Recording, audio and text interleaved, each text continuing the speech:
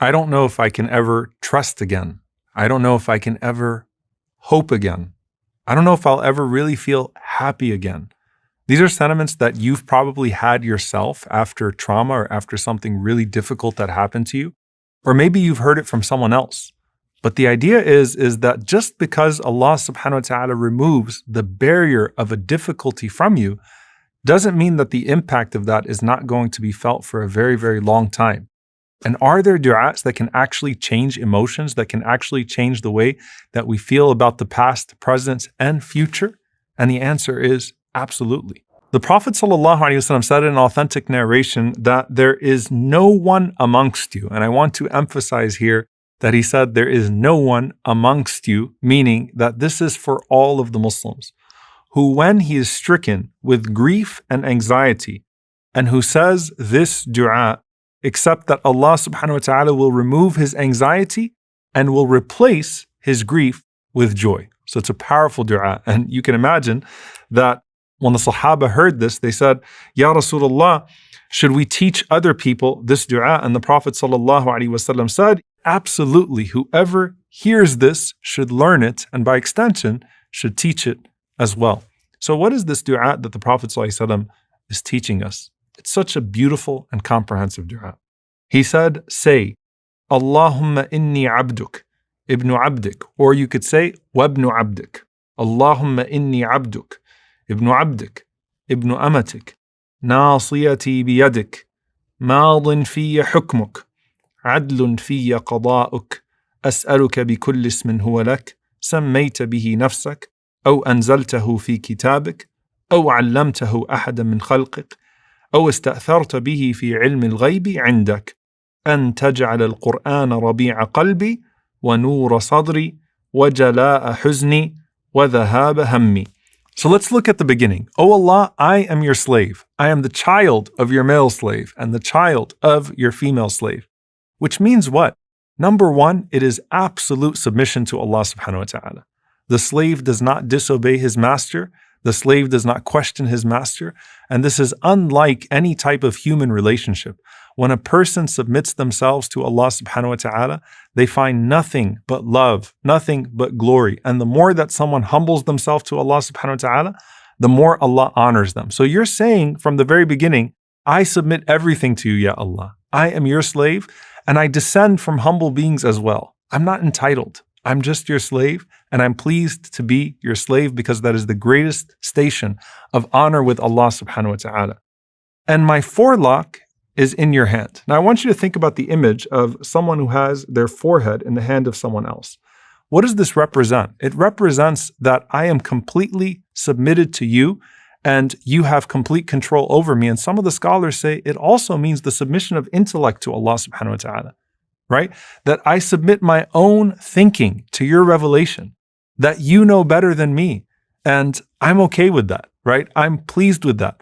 And I am content with your revelation even when I can't understand your revelation. So first and foremost, I submit myself intellectually to you. And you are in full control over me. Your judgment upon me is assured. مَاضٍ فِي حُكْمُكَ. Meaning what? Everything that Allah subhanahu wa ta'ala has decreed is going to happen, and I'm content with that as well. And on top of that, the expression, عَدْلٌ فِي قَضَاؤُكَ. That verily your decree concerning me is just. SubhanAllah, think about a person who turns to Allah subhanahu wa ta'ala and says, life has been unfair, you've been unfair, why me? Why is this happening to me? Why is this happening to me? The difference between that person and someone who turns to Allah subhanahu wa ta'ala and says, I have no doubt that everything you have decreed for me is just. That you've never been unfair to me, O Allah. And you affirm that in your dua to Allah subhanahu wa ta'ala. مَاضٍ فِي حُكْمُكَ عَدْلٌ فِي قَضَاؤُكَ. So all of this is praise of Allah subhanahu wa ta'ala and expressing your submission to Allah subhanahu wa ta'ala. And then you say, I ask you by every single name that you have named yourself with. One of the most blessed ways to have your dua answered is to call upon Allah subhanahu wa ta'ala with a specific name that fits your specific request. So if you're asking Allah subhanahu wa ta'ala for His mercy, you call upon Him as Ar-Rahman. If you're asking Allah subhanahu wa ta'ala for His forgiveness, you call upon Him as Al-Ghafur. If you're asking Allah subhanahu wa ta'ala for His rizq, for His sustenance, you call upon Him as Ar-Razzaq. But here, this is all encompassing. Every single name that you have, oh Allah, I am including it in this dua. The names that you have named yourself with, meaning the ones that I'm aware of, the ones that you have revealed in your book, the ones that you taught to any one of your creation, or the ones that are completely kept to your knowledge in the unseen. Now think about that for a moment. There are names of Allah subhanahu wa ta'ala that we don't even know, that no creation of Allah subhanahu wa ta'ala knows. And the specific dua that you may be asking Allah subhanahu wa ta'ala with might match one of those particular names. And here, you're including it in your dua. So just like when you make istikhara, you say, Allamul Ghuyub, that you know everything that happens in the unseen in regards to this decision that I'm trying to make. Here, oh Allah, whatever name that you have that matches the ask that I have, then I invoke that name, even if I don't know that name, and I'm comfortable not knowing that name. So I ask you by every single name that you have, oh Allah, to make the Qur'an the spring of my heart. Now, by the way, it would be pretty strange to ask Allah to make the Qur'an the spring of your heart and to not read the Qur'an. So just like with every other dua, there has to be a deed that matches the dua. So you're resorting to the Qur'an and you're asking Allah, make the Qur'an the spring of my heart. What does it mean to make the Qur'an the spring of your heart? The scholars mention that the spring of the heart means give it life once again.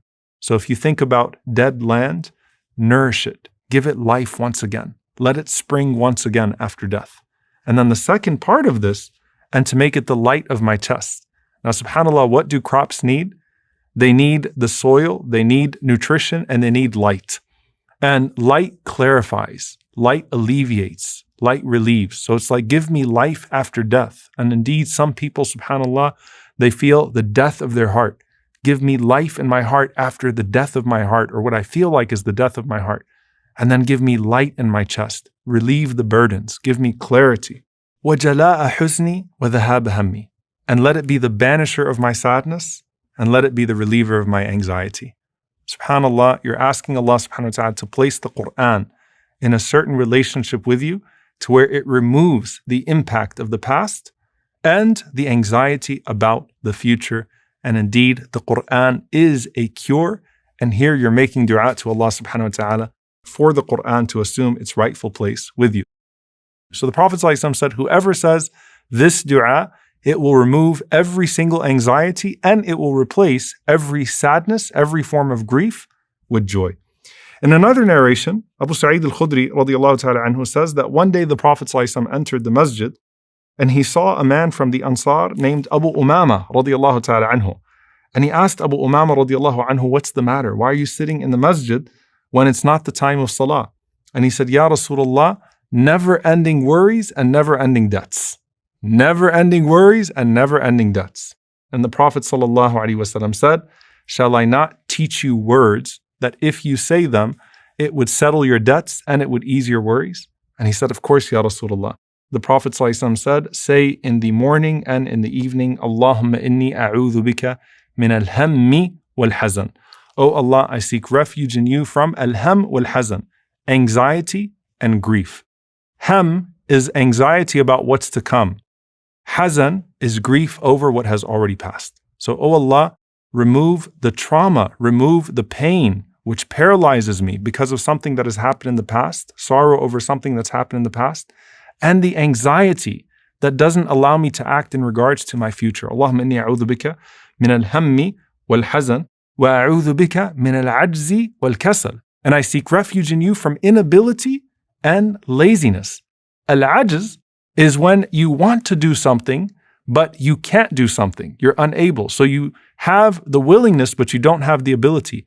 Al-kasal, laziness, is when you have the ability, but you don't have the willingness, right? So you can do something, but you don't want to do something. So you're asking Allah subhanahu wa ta'ala to activate you beyond that. So the first part of this dua, the first half of this dua is about emotions. The second half is when the Prophet ﷺ said, وَأَعُوذُ بِكَ مِنَ الْجُبْنِ وَالْبُخْلِ. And I seek refuge in you from cowardice and from stinginess.